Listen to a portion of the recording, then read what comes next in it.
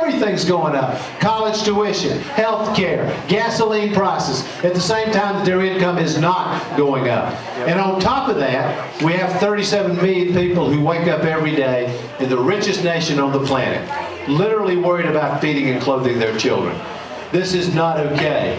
And it says something about the character of America, what we're willing to do about it. There's a lot, and people who say there's nothing you can do, that's the great lie. There's a lot that we can do. For example, the Congress finally, after a decade, raised the national minimum wage. It's now going to go to $7.25 an hour. It's not enough. The minimum wage ought to be at least $9.50 an hour.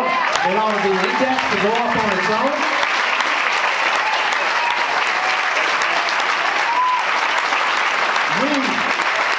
We ought to change the law and strengthen the right of unions to organize workers in the workplace.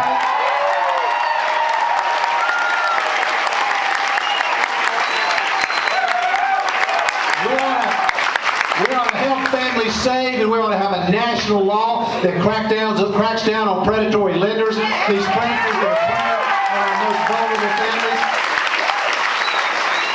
And we ought to make it easier, not harder, for kids to go to college. Bush and his gang have taken billions of dollars out of the federal budget for kids to be able to go to college. This is insanity. Here's my idea. It's called College for Everyone. We say every young person in America, graduate from high school, qualified to go to college, commit to work at least 10 hours a week. Your first year, we pay for your tuition and books.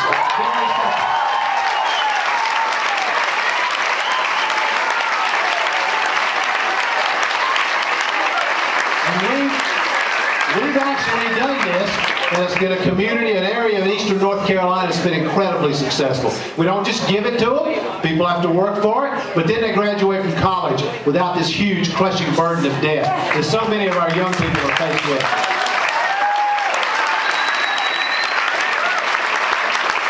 But it's not just making America an example here at home. We also have to change what's happened in the world.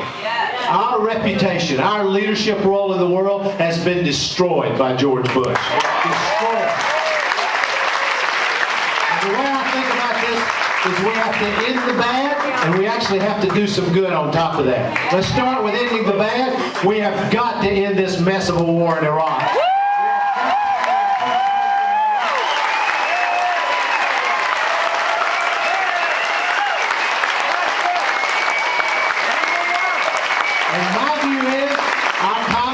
Has the power to force this president's hand.